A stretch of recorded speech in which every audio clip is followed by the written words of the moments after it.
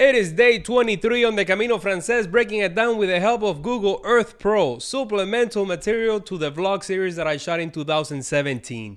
Day 23, which means we're 10 days away or 10 videos away from reaching Santiago de Compostela.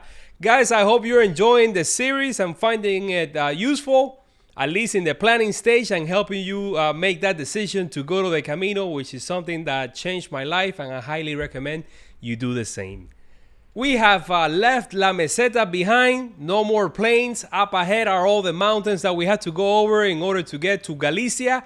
Today is a 25-kilometer day, and we're gonna get closer and closer to the highest point on the Camino Francés. But before we go over today's stage, let's go over the Camino de Santiago as a whole. I'm sure that by now you know it like the back of your hand, but let's go over it once again for the new guys that are joining in. The Camino de Santiago, the Camino Francés, stretches around 800 kilometers from Saint-Jean-Pied-de-Port all the way to Santiago de Compostela, and the lucky ones go to Fisterra or Muxia or both, only if you have the time, of course. Now, as you make your way westbound across northern Spain, you're gonna go through different autonomous regions and provinces, and we start with the province of Navarra, followed by La Rioja, before entering the massive Castilla y León. So massive that we only go across 3 of those provinces, and those are the province of Burgos, followed by Palencia, and finally León, where we still are right now. Up ahead is Galicia, and within Galicia we go through Lugo, followed by A Coruña. Here is today's stage. We're gonna go over with the help of the elevation profile, and as I mentioned before, it's a 25-kilometer day with high chances of rain in the forecast. But yes, we're going to be climbing from the moment we leave the Albergue in Astorga all the way to Foncebadón. In fact, we're going to be gaining about 650 meters of elevation gain, and we're going to get to Foncebadón, and once we're there, we're about 75 meters shy of the highest point of the Camino Francés, and that is the Cruz de Fierro. Now, I woke up super early in the morning at 6:30, 6:38. I was out of the Albergue, and I headed back to the cathedral, to the Palacio de Gaudi, because I remember that's where the bars were. That's where I was looking to get something to eat for breakfast, but everything was closed. I guess they open at 7, so instead of backtracking all the way to the Plaza Mayor, I decided to move on and see if I could find something before leaving the town. If you stay at the municipal albergue, then the Plaza Mayor is up ahead. I was walking through the town, and just as I made it to Iglesia de San Pedro, at 6:49 in the morning, it started drizzling, so I had to take out all my rain gear, put it on, and continue on walking. I found a bar that was open, so I went in and I saw a bunch of people. Everybody was just taking all the rain gear out, putting it on. This is where I had breakfast. I had the all too familiar breakfast, the café con leche and the orange juice, but instead of having a croissant, I had toast. So left the bar when the rain stopped, and I followed this main road, which we're gonna be trailing it, getting in and out all the way to Foncebadón. I got to see the sunrise just as I was making my way past the small town of Valdeviejas. We're not going in that direction, and by the way, they have a municipal albergue in there. But right here, right in front of Ermita del Santo Cristo, I saw a stork. I was trying to get a shot of it. I was trying to get as close as possible before it took off flying. I also got to see a rainbow in the distance, and there's a crusader here next to the Ermita, and there's also a water fountain here where you can refill your camel bag or your water bottle. Continue on walking, going over this main highway, following the road, and by this crusader here at 7:35, we get away from the road, from the shoulder of the road, and we have a dedicated pilgrim path that we're gonna be following for a little bit. And here you get to see plenty of stone markers. They have them right at every intersection. They have one before the intersection and one right after it. So there's no way for you to get lost in this stretch. It was 7:48 in the morning, just before I made it to Murias de Rechivaldo, where the rain caught up with me once again. And here I got to see a sign, 245 kilometers to Santiago. There's a hotel over here, municipal albergue, a couple of them, 3 of them in fact, and one of them has a bar. It was already 8 in the morning when I left the town, and I could see the clouds building up in the distance, and they looked like it was trouble coming my way.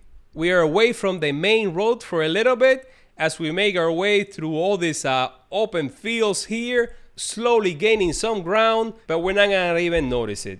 8:25 in the morning, I got to go over this main backcountry road. We're already at the 25% of the way for today, so it's gonna be a short day, 25 kilometers, but it's just that we're climbing.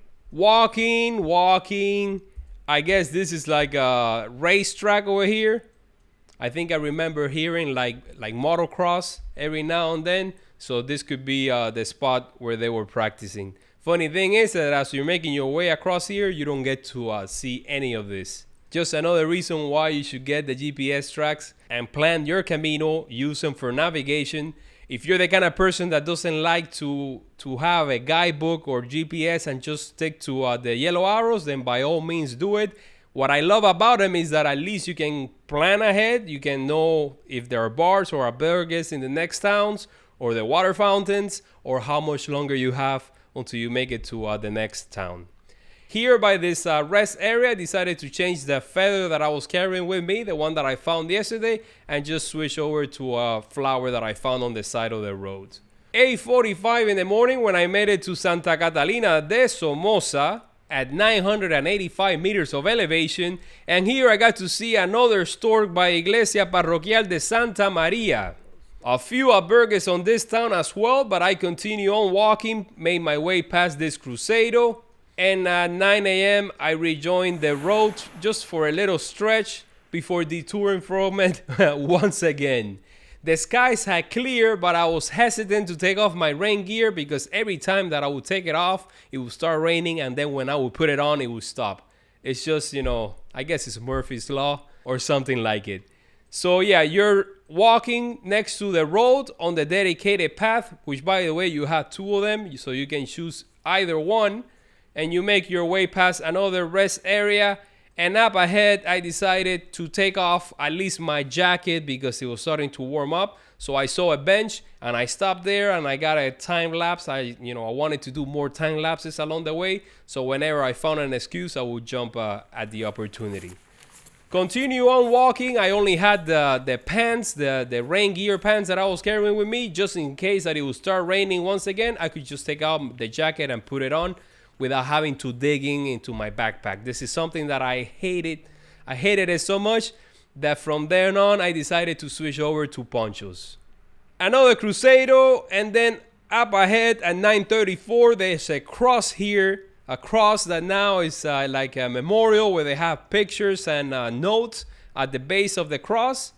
And this is just before making it to the town of El Ganzo, where I saw a pilgrim shuttle full of pilgrims, and I was surprised. I think this is around the time where I found out that you can take taxis and also shuttle your backpack to the next albergue. Something that you can do if you can't carry that extra weight, or if you just want to carry a day pack. It's your Camino. You can do it however you want. By the way, we're already at the halfway point of the day, and it wasn't even 10 in the morning yet.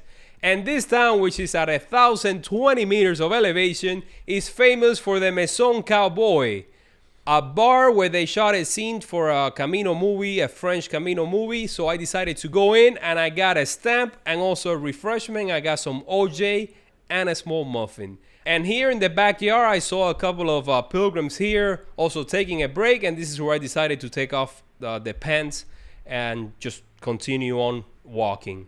Made it past Parroquia de Santiago Apostol, where they also have a water fountain. There's an albergue up ahead, and then at 10:02 in the morning by this cross here, I left the town behind. This is where we're gonna start climbing. Once again, it's been gradual the entire day, but from this point on, you're going to start noticing. And up ahead, when we get to Montes de León, it's going to be similar to Montes de Oca just before we made it to Burgos or El Alquimista de Ajes. So we're climbing slowly, making our way up. Another crucero, another rest area. Getting to like a forest area, so we get a little bit of a shade. It wasn't a hot day or a cold day. It was just perfect weather for walking. I don't like to walk in the summer, so I like to walk when the AC is on outside, and that is around 60 degrees Fahrenheit. So yeah, here is the spot. We're 2.2 kilometers away from Rabanal del Camino, according to this sign on the road. It was 10:49 in the morning. Tried my luck at the rock stacking, unsuccessful. But don't worry about it, I'll get better as the days progress. And here, as you leave the main road behind, we're entering the Montes de León, a rest area here where I saw all the pilgrims getting ready for the climb up ahead. And here I also did my first arrow on the dirt path. I gathered a bunch of rocks and I built my own arrow before starting the climb. Not such a big climb after all, but you're making your way up the forest here. And I came across on the side of the road, there was a fence and it was just full of crosses made out with sticks. And I did one as well. Climbing, and then once we leave the wooden area and we're out here into these open fields, I saw a horse that wished me a buen camino, if I'm not mistaken, before getting to the 75% of the way. Here, there were cattle just grazing here, 11:16 in the morning. You got Hostal de la Candela right next to Ermita de la Veracruz. Before you enter Rabanal del Camino at 1,150 meters of elevation. Now this town is where I should have stayed. Why? Because Foncebadón, once we get there, you're going to find out that's just ruins. There's nothing to see.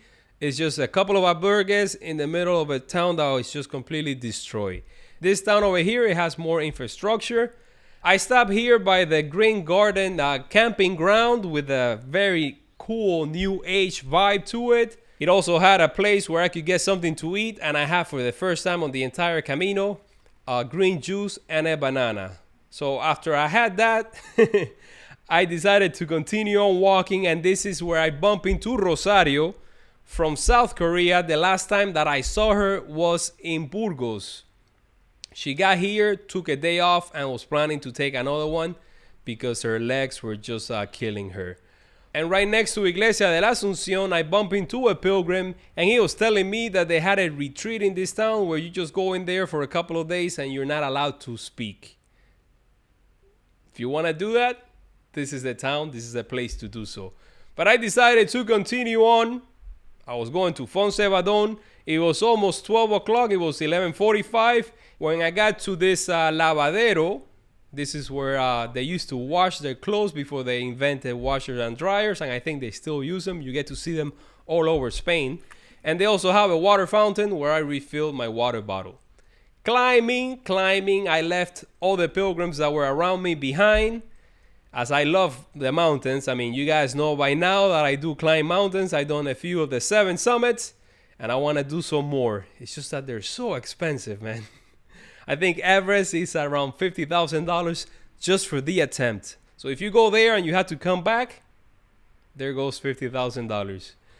Not far from there, I got to see this electric fence and a fountain for the cattle, I guess. So if you want to drink water from there, you better have a water filter. I try again the rock stacking and I failed. So let's keep on going.